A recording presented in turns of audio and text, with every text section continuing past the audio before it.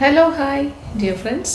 അങ്ങനെ നമ്മുടെ ബ്യൂട്ടി വ്ളോഗിൻ്റെ ദിവസമാണ് ഇന്നത്തെ സെഗ്മെൻ്റ് എന്ന് പറഞ്ഞാൽ വെനസ്ഡേ ബ്യൂട്ടി വ്ളോഗ്.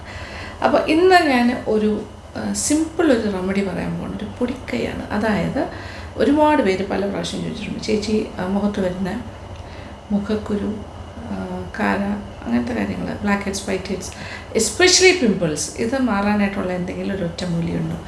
ഞാൻ പലപ്പോഴും കമൻസിൽ ഞാൻ ചെറിയ റെമഡി പോലെ പറയാറുണ്ട് ചില കാര്യങ്ങളൊക്കെ. എങ്കിലും ഇന്ന് ഞാൻ പ്രോപ്പറായിട്ട് പിമ്പിൾ ട്രീറ്റ്മെൻറ്റിന് വേണ്ടിയിട്ടുള്ളൊരു റെമഡിയാണ് പറയാൻ പോകുന്നത്. അപ്പോൾ സ്ഥിരമായിട്ട് മുഖക്കുരു വരുന്ന ടീനേജ് മുതൽ ഉള്ള എല്ലാ കുട്ടികൾക്കും, കൂടുതലും ടീനേജിലാണ് പിമ്പിൾസ് വരുന്നത്. പിന്നെ അത് കുറച്ച് നാൾ ഇങ്ങനെ ഓടും, ഒരു ടെൻഡൻസി ഉണ്ടാവും.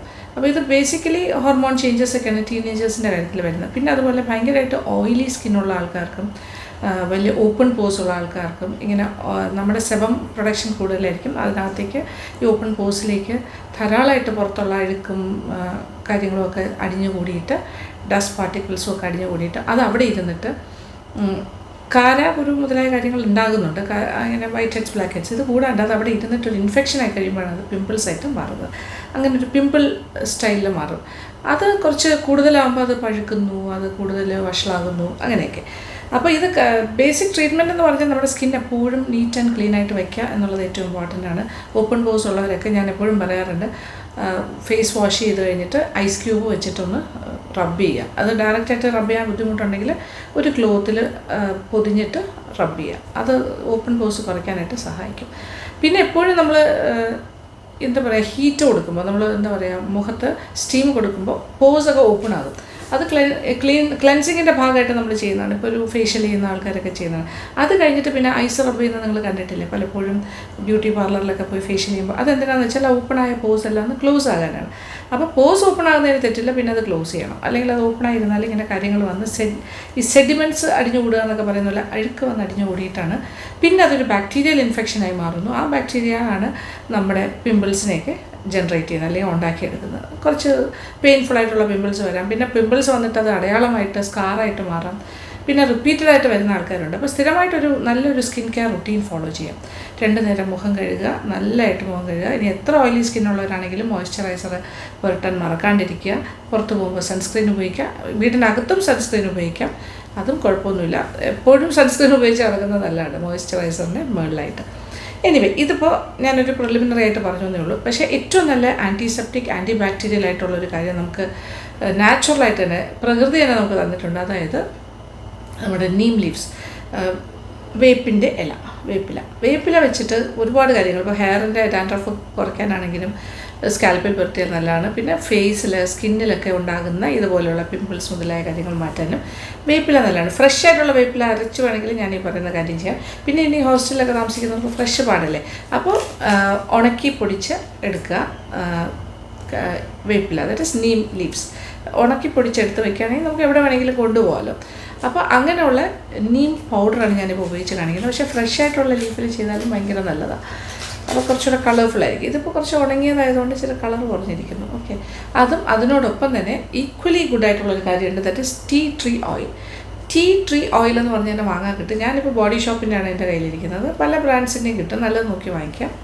ടീ ട്രീ ഓയിലും ഭയങ്കര നല്ലതാണ് സ്പോട്ട് ട്രീറ്റ്മെൻറ്റ്. പിമ്പിളിൻ്റെ മേളിൽ ഇങ്ങനെ ടച്ച് ചെയ്ത് പോയാൽ തന്നെ അത് പിമ്പിളിനെ പെട്ടെന്ന് ഉണക്കി അത് ഹീൽ ചെയ്യാനായിട്ട് ഹെൽപ്പ് ചെയ്യും. അപ്പോൾ അതും ഒരുപാട് antiseptic and anti bacterial properties ഉള്ളതാണ് ടീ ട്രീ ഓയിൽ.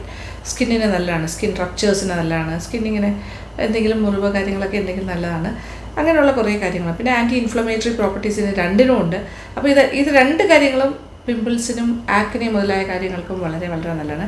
പിന്നെ സ്കാർസ് മാറ്റാനും നല്ലതാണ്. ഈ പിമ്പിളൊക്കെ വന്നിട്ട് മുഖക്കുരു വന്ന് പാട് മാറാനും ഈ 2 കാര്യങ്ങളും ഉപയോഗിക്കുന്നത് നല്ലതായിരിക്കും.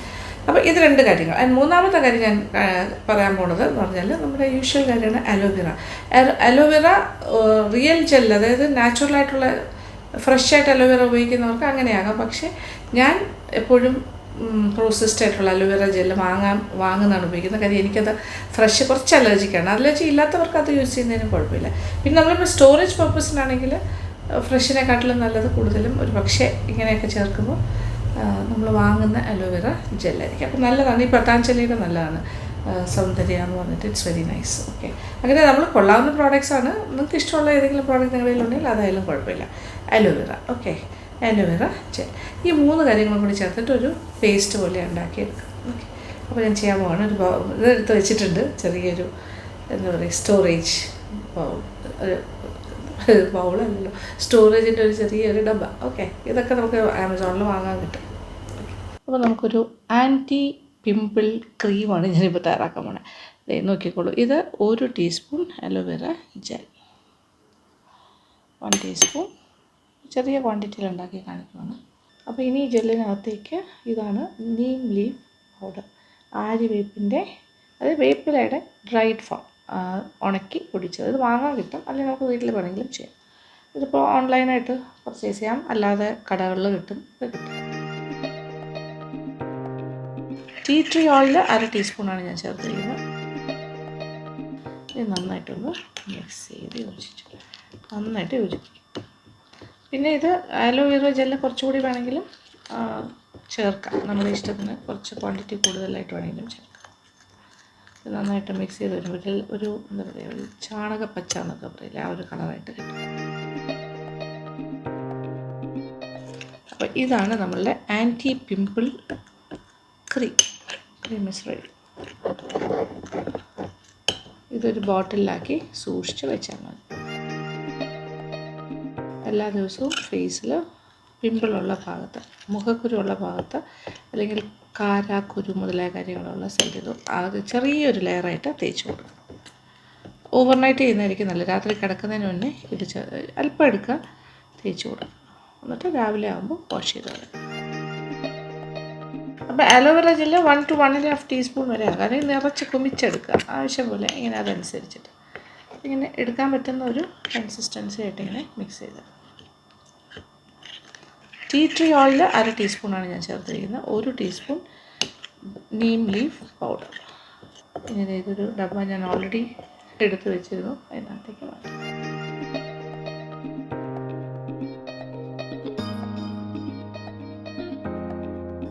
ഇത് പുറത്തിരുന്നാലും കേടൊന്നും ആകില്ല, ഫ്രിഡ്ജിലൊന്നും വയ്ക്കേണ്ട ആവശ്യമില്ല, വെളിയിൽ വെച്ചാലും മതി.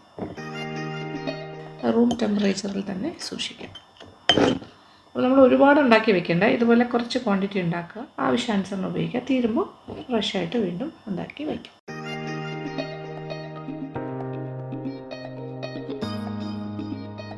അപ്പോൾ ഇത് കാണുന്നുണ്ടല്ലോ, ഇതാണ് സംഭവം.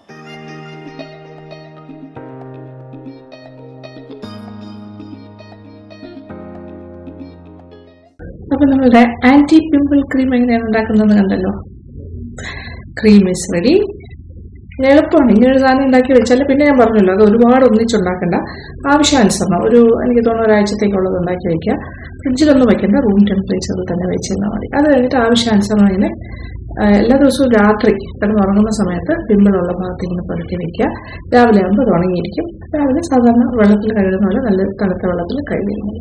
അപ്പോൾ നമ്മുടെ ഫേസ് എപ്പോഴും ക്ലിയർ ആയിരിക്കും. പക്ഷേ ഇതിനൊക്കെ പുറമെ നമുക്ക് ഓയിലി സ്കിന്ന്, ഇതിൻ്റെ ഒരു പ്രത്യേകത എന്ന് വെച്ചാൽ ഈ നീം ലീവ്സ്, അതായത് നമ്മുടെ ആര്യവേപ്പിൻ്റെ ഇലയ്ക്ക് ഈ ഓയിൽ കൺട്രോളിങ് ആയിട്ടുള്ളൊരു കഴിവുണ്ട്. അപ്പോൾ ഭയങ്കര ഓയിലി സ്കിന്നുകാരുടെ ഓയിൽ കുറച്ച് കൺട്രോൾഡായി വരും.